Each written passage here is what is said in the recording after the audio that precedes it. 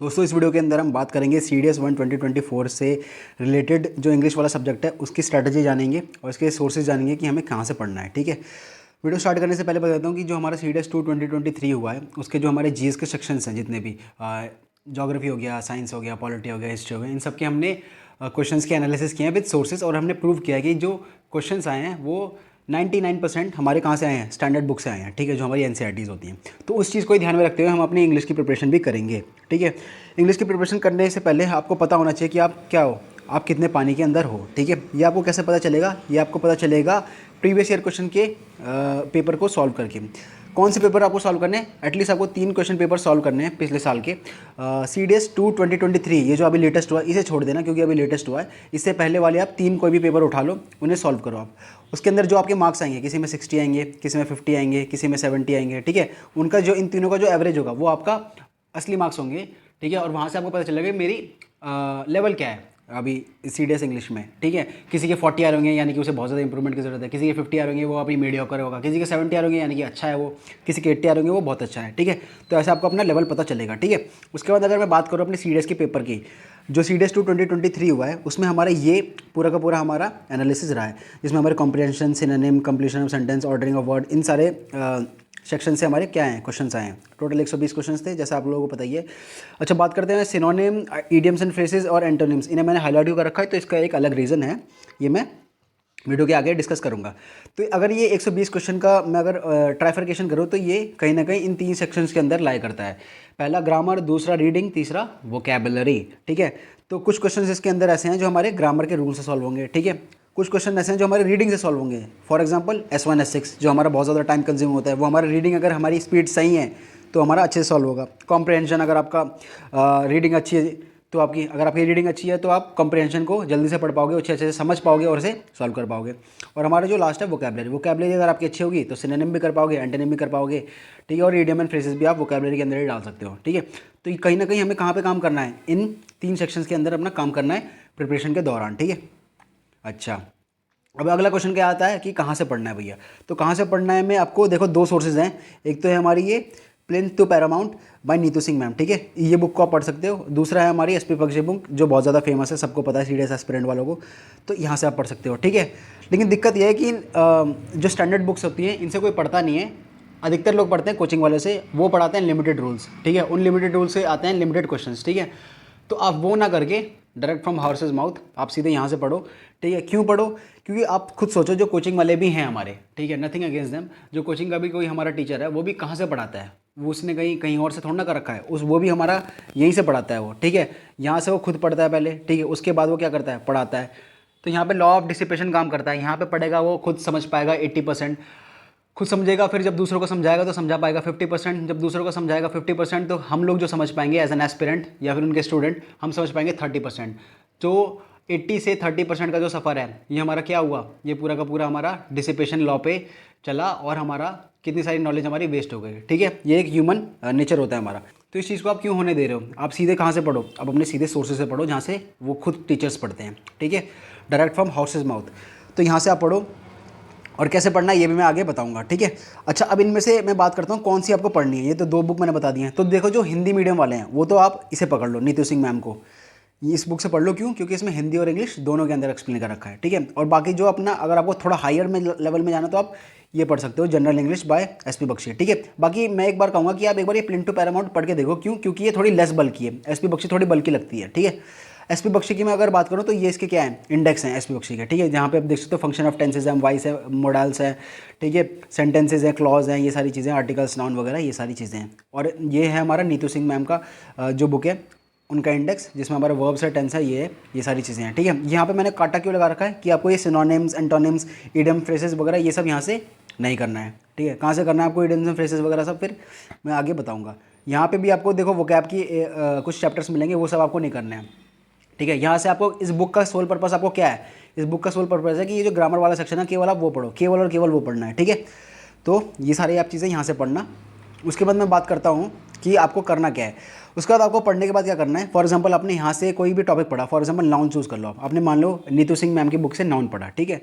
अब क्या होगा, इस बुक के इस नाउन के चैप्टर के आखिरी में कुछ क्वेश्चंस होंगे नाउन से रिलेटेड, 20-25 क्वेश्चन होंगे। तो आप पहले उस कॉन्सेप्ट को पढ़ लो, उसके बाद उन क्वेश्चंस को सॉल्व करो, वो आपसे सॉल्व हो रहे हैं नहीं हो रहे, ठीक है। उन पूरे क्वेश्चंस को सॉल्व करो, अगर नहीं हो रहे तो दोबारा पढ़ो, ठीक है। और अगर हो रहे हैं तो अच्छी बात है। आपको क्या करना है, फिर इस बुक पे आना है, इस बुक की भी आपको पीडीएफ डाउनलोड करके रखनी है, ठीक है। इस बुक के अंदर फिर आपको ये नाउन का चैप्टर खोलना है। अब इस बुक को अंदर में आने को क्यों कह रहा हूँ कि जो एसपी बख्शी बुक है ना, ये प्रैक्टिस के लिए बहुत ज़्यादा अच्छी है, ठीक है।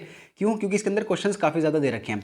अब जैसे ही आप नाउन का ये आखिरी नाउन खोलना और नाउन के ना आखिरी चैप्टर में आ जाना, आखिरी मतलब उसमें आ जाना, एंडिंग में आ जाना। वहाँ पे आपको क्या मिलेंगे, वहाँ पर आपको मिलेंगे नाउन के सारे क्वेश्चंस, ठीक है। नाउन पे जितने भी क्वेश्चंस बनते होंगे, जो नाउन के रूल पे बनते होंगे, वो सारे क्वेश्चंस आपको होंगे। अब उससे क्या होगा, आपने नाउन का थ्योरी तो पहले पढ़ लिया है बुक से। अब जब यहाँ पे आप उस थ्योरी को अप्लाई करके क्वेश्चन करोगे ना, सेक्शन वाइज, टॉपिक वाइज, तो आपका क्या होगा, वो टॉपिक बिल्कुल क्रिस्टल क्लियर हो जाएगा और आपको बिल्कुल प्रिपेयर हो जाएगा, ठीक है। तो अब इस तरीके से हर एक चैप्टर के लिए करना, ठीक है। हर एक चैप्टर के लिए करना। जैसे एडजेक्टिव पढ़ लिया, ठीक है, एडजेक्टिव पढ़ लिया, उसके बाद आपको क्या करना है, अपने नीतू सिंह मैम की बुक से भी सॉल्व करने हैं क्वेश्चंस और एसबी बख्शी की बुक से भी सॉल्व करने हैं क्वेश्चंस टॉपिक वाइज, ठीक है। ये आपको हर टॉपिक के लिए करना है, एडजेक्टिव, एडवर्ब, प्रीपोजिशन, डिटर्मिनर्स, हर चीज़ के लिए करना है, आर्टिकल सब के लिए, ठीक है। तो ऐसे करके आपको जो ग्रामर वाला होगा ना पोर्शन, ग्रामर वाला आपका बिल्कुल स्ट्रांग हो जाएगा। तो ऐसे आपको करना है ग्रामर की प्रिपरेशन, ठीक है। अब अगला बात कर लेता हूँ, हमारा जो ग्रामर का तो हो गया, मैंने बता दिया आपको, ठीक है। अब हमारा अगला क्या बचता है, अगला हमारा बचता है क्या, हमारा रीडिंग और वोकैब बचती है, ठीक है। तो इसके बारे में बात कर लेते हैं। रीडिंग और वोकैब के लिए अपने क्या करना है, वही क्लीशे डायलॉग न्यूज़पेपर करना है, लेकिन बहुत ज़्यादा लोग करते नहीं है, बट आइडली आपको करना है। न्यूज़पेपर कौन सा करना है, पहले ये बताता हूँ, हिंदू या फिर आपको आईई यानी कि इंडियन एक्सप्रेस, इन दोनों में से कोई सा भी कर सकते हो आप। अगर इनमें से ही पूछना चाहते हो कि इनमें से कौन सा करना चाहिए, तो आप इंडियन एक्सप्रेस कर लो। क्यों? रीज़न बीइंग इसलिए क्योंकि इंडियन एक्सप्रेस थोड़ा सा क्या है, क्रिस्प है, शॉर्ट है, आपका टाइम बचेगा। और उसके बाद क्या है आपका कि जो हिंदू है थोड़ा सा बल्कि हो जाता है, और आपका जो बाकी ज़्यादा टाइम है, अगर आप 1.5-2 घंटे ही न्यूज़पेपर में दे रहे हो तो आप बाकी सब्जेक्ट क्या करोगे, ठीक है। इसलिए आप क्या कर सकते हो, इंडियन एक्सप्रेस पकड़ सकते हो। और पढ़ना क्या क्या है, रीडिंग करनी है क्या, किन 3 चीज़ों की, बस इन 3 चीज़ों की करनी है। फ्रंट पेज पढ़ना है आपको किसी भी न्यूज़पेपर का, एडिटोरियल तो पढ़ना ही पढ़ना है, आपको पता ही हो, और एक्सप्लेन सेक्शन पढ़ना है इंडियन एक्सप्रेस का, ठीक है। अगर आप हिंदू पढ़ते हो तो इसमें साइंस एंड टेक का आता है, वो पढ़ सकते हो, ठीक है। ये 3 सब्जेक्ट, ये 3 पोर्शन आपको पढ़ने हैं। कई बार ऐसा होता है कि आपको लगेगा कि यार मैं न्यूज़पेपर तो पढ़ रहा हूँ, बहुत ज़्यादा टाइम लग रहा है, तो आप मेक श्योर करना, पक्की बात है कि आप ना कुछ फालतू के सेक्शंस भी पढ़ने स्टार्ट कर रहे होंगे। आपको न्यूज़पेपर खोलना है और सबसे पहले ठीक है, सबसे पहले आपको front page, editorial, explain section, ये 3 पेज पतंग, ये 3 पेजेस पकड़ के आपको खत्म कर देना है। उसके बाद आपको न्यूज़पेपर रख देना है। अगर आपकी इच्छा है और पढ़ने की तो आप पढ़ सकते हो, लेकिन उसके बाद आपको न्यूज़पेपर रख सकते हो। उससे क्या होगा, आपका टाइम बचेगा और आप अपना जो टाइम है वो दूसरी जगह डिवोट करोगे। अच्छा, अब न्यूज़पेपर पढ़ने के लिए मैं कह क्यों रहा हूँ, न्यूज़पेपर पढ़ने के लिए मैं इसलिए कह रहा हूँ क्योंकि आप जब न्यूज़पेपर पढ़ोगे तो आप क्या करोगे, आप रीडिंग करोगे। रीडिंग से क्या होगा, आपकी रीडिंग क्या होगी, इंप्रूव होगी। उससे क्या होगा, जो आपका जो रीडिंग वाली जितने भी सेक्शंस हैं इसके अंदर, जैसे S1 S6 हो गया आपका, अपना पैसेज हो गया, ठीक है, क्लोज टेस्ट हो गया, ये सारी चीज़ें क्या होंगी, आपकी इंप्रूव होंगी। S1 S6 के अंदर आप हर एस्पिरेंट की प्रॉब्लम होती है कि यार टाइम कंज्यूमिंग बहुत ज़्यादा होता है और बहुत ज़्यादा माइंड को फटीग कर देता है। वो इसी वजह से कर देता है क्योंकि हमारा जो रीडिंग की हैबिट है वो कहीं ना कहीं हमारी क्या हो चुकी है, वो हमारी डिटोरिएट हो चुकी है। उसे हमें दोबारा एनहांस करना पड़ेगा। तो वो रीडिंग से ही होगा। 5 से 6 महीने अगर आप न्यूज़पेपर पढ़ोगे दबा के, तो आपका रीडिंग बहुत ज़्यादा इंप्रूव हो जाएगी, ठीक है। उसके बाद पहले तो आपकी रीडिंग इंप्रूव होगी, उससे क्या होगा, आपका पेपर टाइम पे कंप्लीट होगा और अच्छा कंप्लीट होगा, तो आपको रीडिंग इंप्रूव होगी। दूसरा क्या होगा, आपकी वोकैब होगी। वोकैब कैसे इंप्रूव होगी, इसका तरीका है कैसे इंप्रूव होगी, उसके बारे में बात करते हैं। एक ये रूल है 5/5, ठीक है, आप इसे फॉलो करना। कैसे, क्या रूल है ये, आप देखो अब हफ्ते में हमारे कितने दिन होते हैं, 7 दिन होते हैं ना, ठीक है। मंडे से स्टार्ट करते हैं, Monday, Tuesday, Wednesday, Thursday, Friday, ठीक है। और क्या होता है हमारा सैटरडे, और हमारा क्या होता है संडे, है ना। अच्छा, तो आपको क्या करना है इन 5 दिनों में, इन 5 दिनों के अंदर आपको क्या करना है, मंडे को आपने अखबार उठाया, ठीक है, मंडे को आपने अखबार उठाया, आपने न्यूज़पेपर पढ़ा, वही 3 सेक्शंस, फ्रंट पेज, एडिटोरियल और एक्सप्लेन, ठीक है। उसके बाद आपको क्या करना है, 5 कोई भी वर्ड्स आपको अंडरलाइन कर लेना है जो डिफिकल्ट लगे आपको, कर लिया आपने। एक पतली सी नोटबुक बनाना, उसके अंदर वो 5 वर्ड्स नोट कर लेना, उनके मीनिंग लिख देना, ठीक है। ये आपने काम कर लिया। उसके बाद जब आप न्यूज़पेपर पढ़ के खत्म हो जाए तो आपको 5 वर्ड्स एक बार याद करने की कोशिश करना, एक बार पढ़ लेना, याद हो या ना हो वो छोड़ देना, 3-4 बार पढ़ लेना उसको, ठीक है, रख दिया आपने। अब क्या करना है आपको, ट्यूसडे के दिन आना। ट्यूसडे के दिन आपको क्या करना है, उस दिन का अखबार पकड़ना, 5 वर्ड्स दोबारा लिखना, उनके वर्ड्स लिख देना और उनके मीनिंग जान लेना। उसके बाद क्या करना, जो आपने मंडे में वर्ड लिखे थे उनको भी एक बार रिवाइज कर लेना, ठीक है। Same goes with Wednesday. Wednesday को भी आपको क्या करना है, 5 वर्ड लिखने हैं, ट्यूसडे के वर्ड को रिवाइज करना है, मंडे के वर्ड को रिवाइज करना है और वेंसडे के वर्ड को भी रिवाइज करना है, ठीक है। और थर्सडे और फ्राइडे में भी ऐसे करना है, ठीक है। 5 5 से कितना होता है 25, यानी कि अभी तक आपने फ्राइडे तक 25 वर्ड आपने क्या कर लिया, लिख लिए अपनी अपनी डायरी में। अब क्या करना है आपको, सैटरडे और संडे के दिन आपको न्यूज़पेपर पढ़ना है, लेकिन आपको कोई वर्ड नहीं लिखना, इस दिन आपको कोई भी वर्ड नहीं लिखना। आपको क्या करना है कि जो आपने ये 25 वर्ड लिख रखे थे, ठीक है, इन्हीं को आपको क्या करना है इस बार सैटरडे और संडे में 2 दिन के अंदर आपको ये जो 25 वर्ड हैं आपको बाय हार्ट करने हैं, ठीक है, अच्छे से याद करने हैं। याद करने का तरीका मैं आगे थोड़ा आपको बताऊंगा कैसे याद करने हैं, लेकिन कुछ लोगों को लग रहा होगा यार 25 वर्ड 2 दिन के अंदर नहीं याद हो पाएंगे, कोई दिक्कत नहीं है, नहीं याद हो पाएंगे तो आप ये 5x2 रूल भी कर सकते हो, 5x3 रूल भी कर सकते हो अपने सुविधा के हिसाब से। 1 रूल मत करना कि 1 बहुत छोटा हो जाएगा। अब इसका क्या मतलब है कि आप 5 दिन तो ये चीज़ फॉलो करो, लेकिन आप हर दिन केवल 2 ही वर्ड यूज़ कर रहे हो, तो 5x2, ठीक है, यानी कि 2 वर्ड केवल लिख रहे हो, 2 वर्ड याद कर रहे हो, कोई दिक्कत नहीं है, आप 2 वर्ड भी कर सकते हो अगर आपको बहुत ज़्यादा लग रहा है तो, ठीक है। क्योंकि बात केवल ये किसकी है, बात है कंसिस्टेंसी की, क्या आप अगर ये जो स्ट्रैटेजी है ये 5 से 6 महीने तक लगातार कर सकते हो। अगर कर सकते हो तो वेल एंड गुड, आपकी वोकैबुलरी जो है वो नेक्स्ट लेवल पहुंच जाएगी। शायद ही कोई आपके पैरेलल एस्पिरेंट होगा जिसकी वोकैबुलरी आपकी जितनी स्ट्रांग होगी, अगर आप ये टेक्निक फॉलो करते हो तो, ठीक है। तो आपको क्या करना है, अगर आपको ये ज़्यादा लग रहा है कि 25 वर्ड में 2 दिन के अंदर याद नहीं कर पाऊंगा तो कोई दिक्कत नहीं है, आप 5x2 रूल कर सकते हो, हर दिन दो वर्ड लिखो, कोई दिक्कत नहीं है, या फिर आप तीन वर्ड भी लिख सकते हो अपनी सुविधा के हिसाब से, ठीक है। तरीका ये है जो आपको करना है, ठीक है। सैटरडे संडे के दिन आपको याद करना है। याद कैसे करना है इसके बारे में थोड़ा सा बता लेता हूँ, इसे ज़रा मिटा दूँ मैं। तो याद आपको ऐसे करना है कि आपने फॉर एग्जांपल ये 25 वर्ड लिख दिया, ठीक है। 25 वर्ड लिखने के बाद आपको क्या करना है कि पहले तो आप थोड़ा नॉर्मली याद करो, जैसे आप रटने की कोशिश करते हो, ठीक है। आपने वो चीज़ करी, उसके बाद क्या करना है आपको, फॉर एग्जाम्पल कोई भी वर्ड है, फॉर एग्जाम्पल मैं कह रहा हूँ एक वर्ड है लेमेंटेबल, ठीक है। लेमेंटेबल वर्ड आपने लिखा, ठीक है। अब आपको क्या करना है, इसका मतलब देख लेना है, मतलब होता है इसका है क्या होता है इसका मतलब, लेमेंटेबल का मतलब शायद डिसअपॉइंटिंग होता है, ठीक है। आपने देख लिया कि इसका मतलब क्या है, डिसअपॉइंटिंग, ठीक है। अब आपको ये याद कैसे करना है कि आपके जहन में बैठ जाए, ये आपको कैसे करना है, लेमेंटेबल वर्ड लेना, अगला पेज खोलना और इसके बारे में ना सेंटेंस फ्रेम करना, 3 से 4 सेंटेंस फ्रेम करना, तब तक फ्रेम कर सकते हो जब तक आपको याद ना हो, ठीक है। कि the result in my CDS 2 2023 was lamentable, यानी कि डिसअपॉइंटिंग। ऐसे ऐसे करके आपने 3 से 4 अपने सेंटेंसेस फॉर्म करो, उससे क्या होगा ना कि आपकी एक मेमोरी डेवलप हो जाएगी, ठीक है।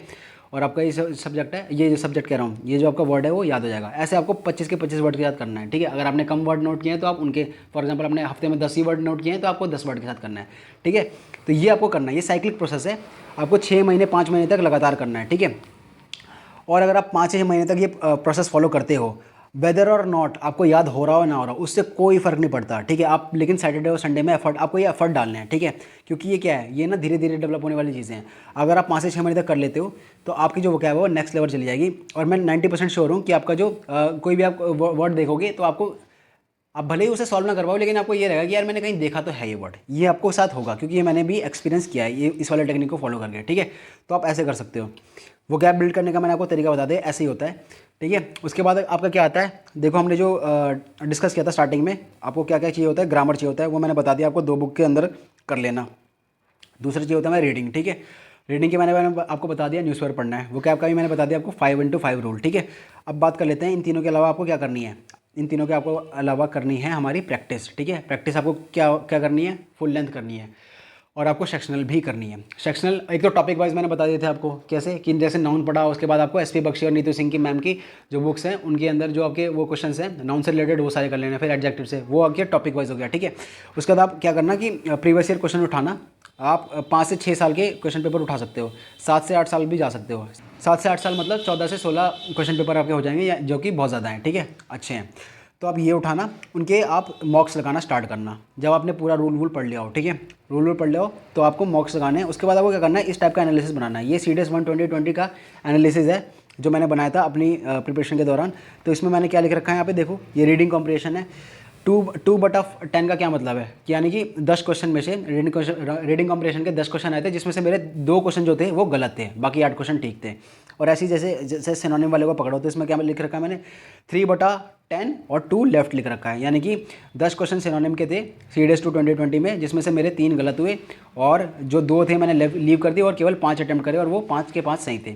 तो ऐसे करके ना आप अपना चार्ट बनाना हर एक पेपर का, जितने भी आप सॉल्व करोगे, उससे आपको क्या पता चलेगा कि आपके ना वीक सेक्शंस पता चल जाएंगे। जैसे आप भी यहाँ से पॉइंट आउट कर सकते हो मेरा वीक सेक्शन क्या था। फॉर एग्जांपल आप देख सकते हो ये POS क्या है, हमारा पार्ट ऑफ स्पीच है। ये पार्ट ऑफ स्पीच में मेरा देखो वीक सेक्शन है, 3 तो मैंने गलती कर दिए हैं, ठीक है, और 3 मैंने लेफ्ट ही कर दिए हैं, 6 क्वेश्चन तो मेरे ऐसे ही चले गए, ठीक है। उसके बाद देखो स्पेलिंग में भी मेरा क्या है, वीक सेक्शन है। एरर वाला भी देखो मेरा एक तरह से वीक सेक्शन दिख रहा है, 4 गलत कर दिए मैंने 10 में से। तो आपको ये वीक सेक्शन पता चल जाएगा। उसके बाद आपको क्या करना है, उसके बाद आपको इस सेक्शनल प्रैक्टिस करनी है। सेक्शनल प्रैक्टिस मतलब कि आपने क्या करा, पेपर्स उठाए, मतलब पुराने पेपर्स या फिर आप कोई ऑनलाइन मॉक देख रहे हो या फिर कोई भी चीज़, उसके ना आप सेक्शनल प्रैक्टिस करनी स्टार्ट कर दो। यानी कि मान लो मेरा एरर वाला वीक है, तो मैं क्या कर रहा हूँ, स्पॉटिंग ऑफ द एरर वाली टाइप के जो क्वेश्चन है वो सॉल्व करना स्टार्ट कर रहा हूँ किसी भी मॉक से, या फिर प्रीवियस ईयर क्वेश्चन स्टार्ट लो, चाहे तो 2010 के, 15 के, 16 के, उसमें से केवल आप क्या करो, स्पॉटिंग ऑफ एरर की प्रैक्टिस करते रहो करते रहो करते रहो। उससे क्या होगा ना, आपका ये सेक्शन स्ट्रांग हो गया।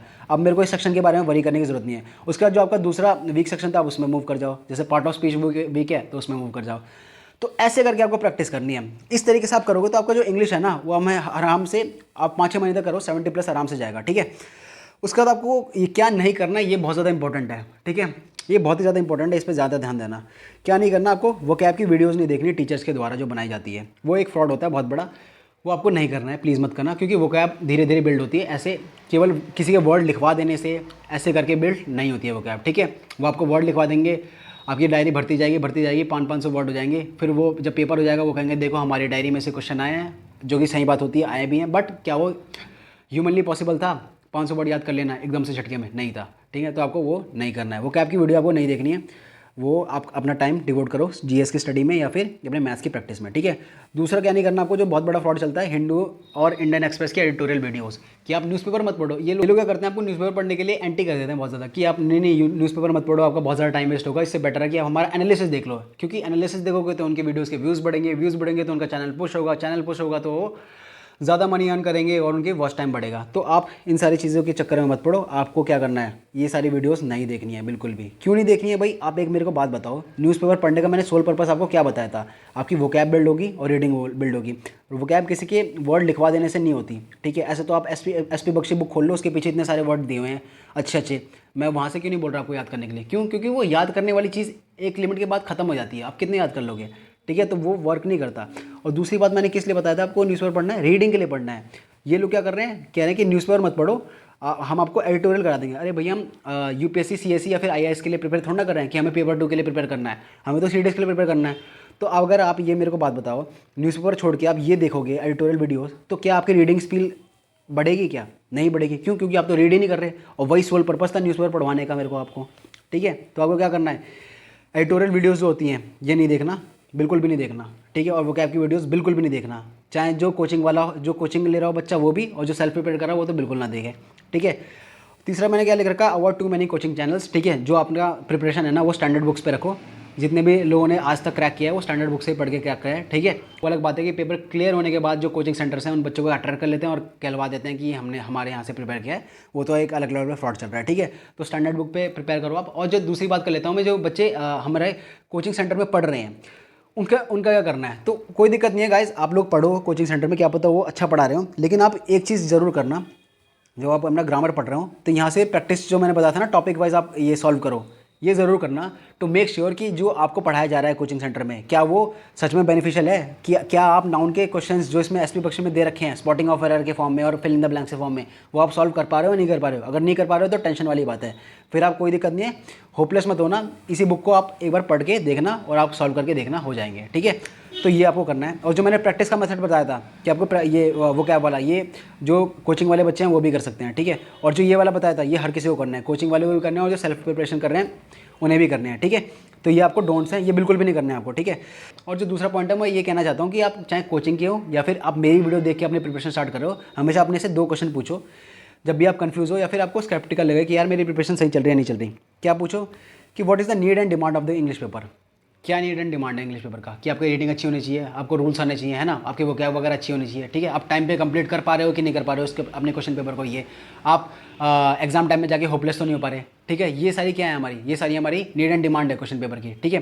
फिर इन्हें पॉइंट आउट करो कि आप कैसे सॉल्व कर सकते हो, और इसे अपने आप से सवाल पूछो कि मैं अभी क्या कर रहा हूँ कि ये सारी जो डिमांड है और नीड है क्वेश्चन पेपर की मैं कंप्लीट कर रहा हूँ, ठीक है। क्योंकि पेपर ऐसे ही क्लियर होता है, मोटिवेशनल वीडियोज़ वगैरह देख के नहीं क्लियर होता। अगला पॉइंट क्या है कि if you are following this strategy then please don't leave it in between and move to some other strategy, ठीक है। ये भी बिल्कुल सही बात है कि अगर आप ये स्ट्रैटेजी फॉलो कर रहे हो ना, देखो जिसमें मैंने इतनी सारी चीज़ें आपको बता दी है, 5x5 रूल बता दिया है, न्यूज़पेपर का बता दिया है, रिसोर्सेज बता दिए हैं, और प्रैक्टिस का मैंने बताया कि टॉपिक वाइज करना है।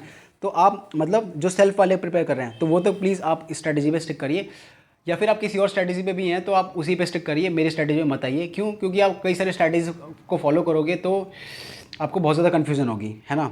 और if you don't know where to go then no wind is favourable, ठीक है। इसीलिए आप एक चीज़ पकड़िए और उस पर फॉलो करिए डेडिकेटेडली, ठीक है। दूसरा मैं ये कहूँगा कि कुछ लोगों को लगेगा कि यार ये मैंने जो दो बुक बता रखी हैं, हालांकि आपको पढ़ने एक ही है, जो आपको कंपेटेबल लगे ना वो पढ़नी है आपको, हमेशा याद रखना, ठीक है। ये दोनों रूल्स दोनों बुक में से नहीं पढ़ने, आपको एक ही बुक में से पढ़ना है। एक बार मैं कहूँगा जो मेरी ये थोड़ा बायस ओपिनियन मानोगे तो इस बुक को थोड़ा प्रेफरेंस दे के देखना, पैरामाउंट को, कि अगर ये ठीक है क्या, अगर नहीं आपको ठीक लगे तो इसमें बुक मूव करना, ठीक है।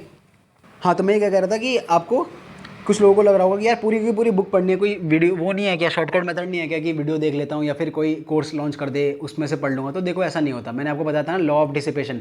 जो टीचर पढ़ाएगा उसने भी इन बुक से ही पढ़ा होगा, फिर उसने जो ग्रेस्प किया होगा वो 80% किया होगा, जो पढ़ाएगा तो 50% डिलीवर कर पाएगा, जब आप ग्रेस्प करोगे तो 30% कर पाओगे, जब पेपर के अंदर करने जाओगे तो और भी ज़्यादा कम हो जाएगा। तो इसीलिए आप क्यों कर रहे हो, grab the sources direct from horse's mouth. तो इसीलिए आप सीधे के सीधे अपने स्टैंडर्ड बुक्स को पकड़ो, वहाँ से अपने प्रिपरेशन को स्टार्ट करो, ठीक है।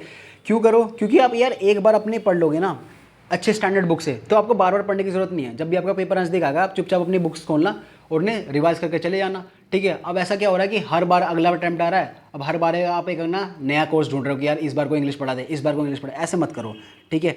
जो रिपीटर्स हैं उन्हें तो मैं हाईलाइट करके बोल रहा हूँ कि गाइस ये वाली स्ट्रैटेजी फॉलो करके देखना, प्लीज़ करना।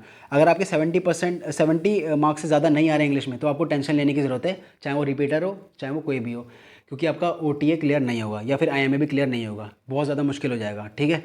तो इसीलिए मैं कह रहा हूँ, क्यों कह रहा हूँ मैं, क्योंकि जो मेरा पिछला अटैम्प्ट था सीडीएस का, उसमें मेरे जो इंग्लिश के मार्क्स थे वो 60 थे और जो मेरे GS के मार्क्स थे वो 33 थे। तो टोटल मिला के 93 मार्क्स बन रहे थे और मेरा नाम लिस्ट में नहीं आया था, कट ऑफ गई थी 98 अराउंड, ठीक है। कि अगर मैंने सोचो 60 की जगह मेरे 70 आ गए होते तो मेरा नाम PDF में होता, है ना। तो इसलिए मैं कह रहा हूँ कि go for the standard books, ठीक है, यहाँ से पढ़ो, आपका होगा। आप अपना खुद अपना प्रोग्रेस आप वो कर पाओगे, पॉइंट आउट कर पाओगे कि हाँ यार मेरा प्रोग्रेस हो रहा है और ये चीज़ सही है, ठोस चीज़ें हैं, ठीक है। तो शॉर्टकट ढूंढने की कोशिश मत करो, एक ही बार पढ़ लो, अच्छे से पढ़ लो, उसके बाद आपका हमेशा के लिए छुट्टी हो जाएगा। फिर चाहे आप SSC के एग्जाम में बैठो या कहीं के भी एग्जाम में बैठो, आपका हो जाएगा, ठीक है। और दूसरा ये है कि आप ये जो मेरा इंस्टाग्राम हैंडल है जियो स्टडीज़ कॉर्नर, इसको आप फॉलो कर सकते हो और इंस्टाग्राम पे DM कर सकते हो, कोई भी आपको क्वायरी हो प्रिपरेशन से रिलेटेड, मैं हर DM का रिप्लाई करता हूँ, ठीक है। तो ये आप कर सकते हो। दूसरा क्या है, अगर आपको इस वीडियो के अंदर कोई करेक्शन वगैरह लग रहा हो तो वो आप कमेंट करने देना, मैं उसे पिन कर दूंगा उसका आंसर, ठीक है। तो this was all about this video, मिलते हैं आपको दूसरी वीडियो में, तब तक के लिए जय हिंद जय भारत।